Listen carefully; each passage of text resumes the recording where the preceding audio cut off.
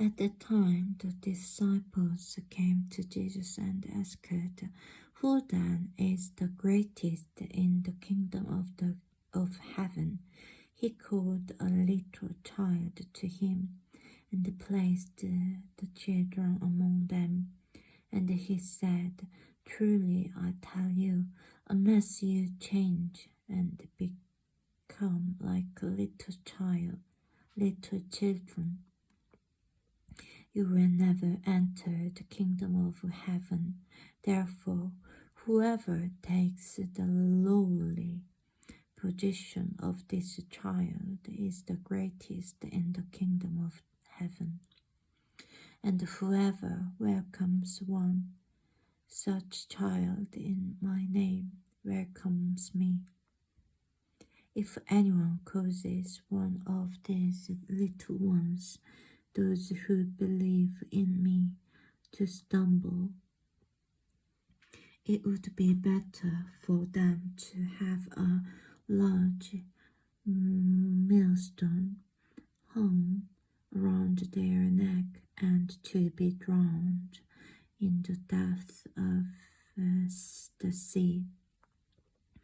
Or to the word, because of the things that cause people to stumble, such things must come, but woe to the person through whom they come. If your hand or your foot causes you to stumble, cut it off and throw it away. It is better for you to enter life maimed or crippled than to have 2 hands or 2 feet and be thrown into eternal fire. And if your eye causes you to stumble, gouge it out and throw it away. It is better for you to enter life with 1 eye than to have 2 eyes and be thrown into fire of hell. See that you do not despise one of these little ones, for I tell you that their angels in heaven always see the face of my Father in heaven. What do you think if a man owns 100 sheep and one of them wanders away? Will he not leave the 99 on the hills and go to look for the one that wandered off? And if he finds it, truly I tell you, he is happier about that 1 sheep than about 99 that did not wander off.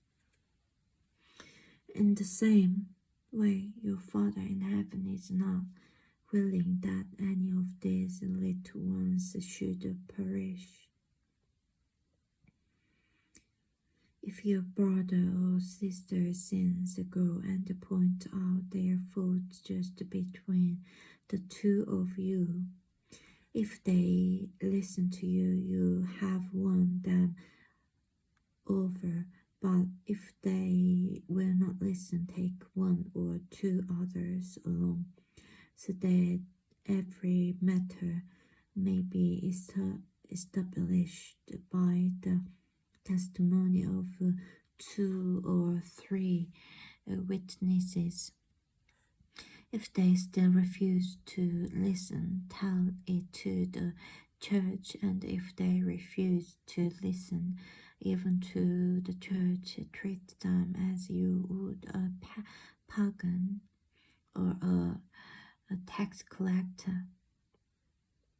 Truly I tell you, whatever you bind on earth will be bound in heaven, and whatever you loose on earth will be loosed in heaven. Again, truly I tell you that if 2 of you on earth agree about anything they ask you for, it will be done for them by my Father in heaven. For Where 2 or 3 gather in my name, there am I with them. Then Peter came to Jesus and asked, Lord, how many times shall I forgive my brother or sister who sins against me? Up to 7 times? Jesus answered, I tell you, not 7 times, but 77 times. Therefore, the kingdom of heaven is like a king who wanted to settle accounts with his servants. As he began the settlement, a man who owed him 10,000 bags of gold was brought to him. Since he was not able to pay, the master ordered that he and his wife and his children and all that he had be sold to repay the debt. At this the servant fell on his knees before him. Be patient with me, he begged, and I will pay back everything. The servant's master took pity on him, cancelled the debt, and let him go. But when that servant went out, he found one of his fellow servants who owed him 100 silver coins. He grabbed him and began to choke him. Pay back what you owe me, he demanded. His fellow servant fell to his knees and begged him, Be patient with me, and I will pay back.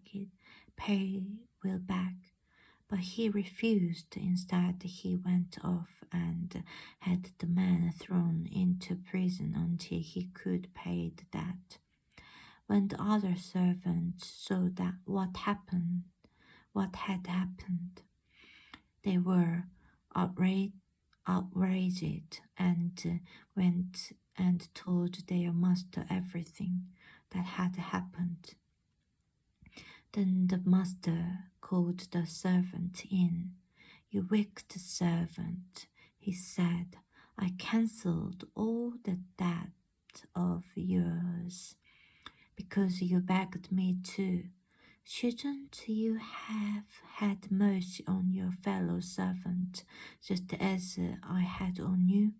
In anger, his master handed him over to the jailer to be tortured until he should pay back all he owed. This is how my heavenly Father will treat each of you unless you forgive your brother or sister from your heart.